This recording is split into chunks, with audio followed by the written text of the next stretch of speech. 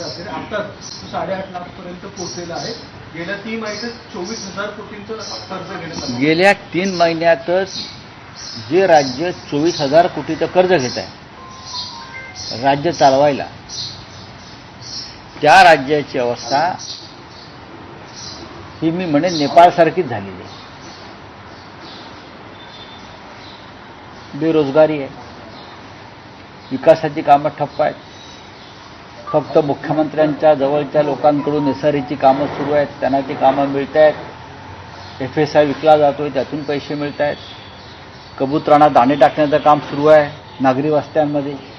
ह्या पलीकडे महाराष्ट्रात कोणतेही काम चालू नाही. जात विरुद्ध जात अशी भांडणं लावून लोकांचं लक्ष विचलित केलं जात आहे. फक्त आरक्षणाच्या मुद्द्यावर प्रत्येक जात रस्त्यावर आणली जाते. शिक्षणापासून रोजगारापर्यंत या महाराष्ट्रानं या सरकारच्या काळात काय प्रगती केली याविषयी मुख्यमंत्र्यांनी एकदा जाहीरपणे पत्रकारांशी संवाद साधला पाहिजे. इतकी लूट या महाराष्ट्रात सुरू आहे आणि त्या लुटीचा परिणाम या महाराष्ट्रावर 10 लाख कोटीचा वर कर्जाचा डोंगर होण्यामध्ये झाला. राज्याची आर्थिक दुरावस्था कधीच झाली नव्हती. आर्थिक शिस्त लावणारे अजित पवार याच्यावरती काही भाष्य करणार आहेत का? त्यांना आर्थिक शिस्तीची फार काळजी असते, पण स्वतःच्या लोकांना महाराष्ट्र लुटू द्यायचा हे धोरण आहे. मग देवेंद्र फडणवीस यांचा असेल मुख्यमंत्री म्हणून, अर्थमंत्री म्हणून अजित पवार असतील, आणि दुसरं ते एक डाकू मानसिंग बसलेलेच आहेत अमित शहाच्या कृपेने. ही तर डाकू मानसिंगची टोळी आहे. चंबळ खोऱ्यातूनच बहुतेक आले आहेत ते इथे महाराष्ट्र लुटायला. काय होणार या महाराष्ट्राचं? या महाराष्ट्राच्या पुढल्या पिढीचं 9 लाख कोटीचं कर्ज कोणी केलं, का झालं, कोणत्या योजनांमुळे झालं? चारी बाजूने महाराष्ट्र ओरबडला जातो.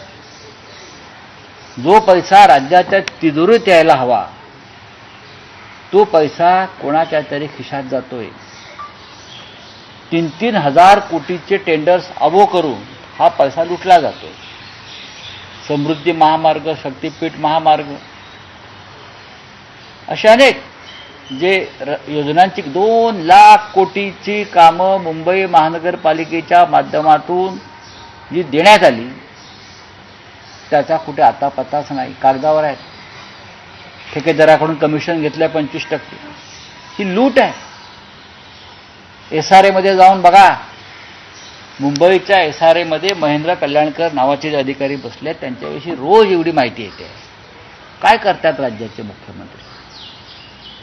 SRA प्रकल्प कोणत्या पद्धतीनं गरिबांच्या हक्कांवर गदा आणून हा पैसा कुठे जातोय, कोणत्या राजकीय पक्षाकडे जातोय, कोणत्या नेत्याच्या किंवा त्या नेत्याच्या गटाकडे जातोय, याबाबत महाराष्ट्राला आता चिंता लागून राहिली. आम्ही नेपाळचा संदर्भ दिला की यांना मिरच्या झोंबतात. मग ते आम्हाला माओवादी ठरवतात, नक्षलवादी ठरवतात. पण नेपाळ असाच लुटला राज्य करतात. नेपाळ अशा प्रकारेच लुटला आणि त्यातून जो उद्रेक झाला तो अत्यंत धक्कादायक होता. त्याचे समर्थन मी करत नाहीये, पण लोकांच्या संयमाचा बांध इथे तुटतोय. 10 लाख कोटीचं कर्ज या राज्यावर, आणि या राज्याला तुम्ही प्रगतीपथावरचं राज्य म्हणता. अनेक योजना फक्त राजकीय फायद्यासाठी आणल्या. अनेक योजना. शेतकऱ्यांची कर्जमाफी आम्ही करा म्हणतो, ती करत नाही आहेत तुम्ही. करा ना मग. मग अधिक कर्ज घ्या आणि शेतकऱ्यांची कर्जमाफी करा. 10 लाख कोटी कर्ज आहे तर 11 लाख कोटी करा, पण शेतकऱ्यांना तरी तुम्ही आत्महत्या थांबवा. या राज्यामध्ये शेतकऱ्यांच्या आत्महत्या किती झाल्या आहेत? एकट्या नाशिक जिल्ह्यामध्ये 2000च्या वर आत्महत्या होत आहेत. मग हे कर्ज जे आहे 10 लाख कोटीचं कोणाच्या खिशात गेलं? शेतकऱ्यांच्या कांद्याला भाव तुम्ही देत नाही, शेतकऱ्याला हमी भाव देत नाही, शेतकऱ्यांना नुकसान भरपाई देत नाही. मग हे कर्ज झालं का? मग कोणासाठी तुम्ही कर्ज केलं? ते फक्त लाडक्या बहीण योजनेसाठी कर्ज झालं असेल ते तुमच्या खिशातून द्या. मग कारण याच्यामध्ये सुद्धा भ्रष्टाचार झाला. लाखो असे खातेदार आहेत जे बेकायदेशीर आणि बोगस आहेत, जे भारतीय जनता पक्षाचे कार्यकर्ते आहेत. आज सगळ्यात जास्त भ्रष्टाचार मंगलप्रभात लोढा यांच्या कौशल्य विकास खात्यात होतो. हे माहिती आहे का तुम्हाला? बोगस नावं आहेत हजारो आणि लाखो. त्यांना या कौशल्य विकास योजनेतून महिन्याच्या महिन्याला पैसे दिले जात आहेत. ते सगळे भाजपचे कार्यकर्ते आहेत. ती लिस्ट मी आता आजच पाठवली आहे लोढांकडे. हे कोण आहेत? आणि सगळ्यात जास्त ओरबाडणं नागपूर आणि विदर्भात सुरू आहे ज्या विभागात. आणि हे सगळे भारतीय जनता पक्षाचे पदाधिकारी आहेत ज्यांना या कौशल्य विकास योजनांचा भ्रष्ट मार्गाने लाभ दिला जातो. जसे पूर्वी बोगस स्वातंत्र्य सैनिकांना पेन्शन द्यायचे, म्हणजे स्वातंत्र्य मिळून 80 वर्ष झाली तरी पेन्शनचा लाभ चालूच आहे. त्या पद्धतीनं लाडकी बहीण योजना आणि कौशल्य विकास योजना या आणि तिसरी SRE योजना ह्याच्यामध्ये प्रचंड घोटाळे आणि भ्रष्टाचार सुरू आहे. त्याच्यामुळे महाराष्ट्रावर 10 लाख कोटीचं कर्ज झालं याचं कोणाला आश्चर्य वाटणार नाही. याला जबाबदार स्वतः मुख्यमंत्री देवेंद्र फडणवीस, अर्थमंत्री अजित पवार आणि अर्थात मानसिंग. राऊत साहेब, तुम्ही आता बोलताना नेपाळचा उल्लेख केला, नेपाळच्या घटनेचा उल्लेख केला. काल शरद पवार भाषणात असं म्हणाले की देवाभाऊ, भारताच्या आजूबाजूला काय चाललं आहे ते पहा. नेपाळमध्ये राज्यकर्त्यांना तिकडच्या जनतेनं घालवलं. या घटनांमधून काही शहाणपण घ्या. मग मी तेच सांगतोय. मात्र तुम्ही शरद पवार साहेबांना नक्षलवादी किंवा माओवादी ठरवाल का?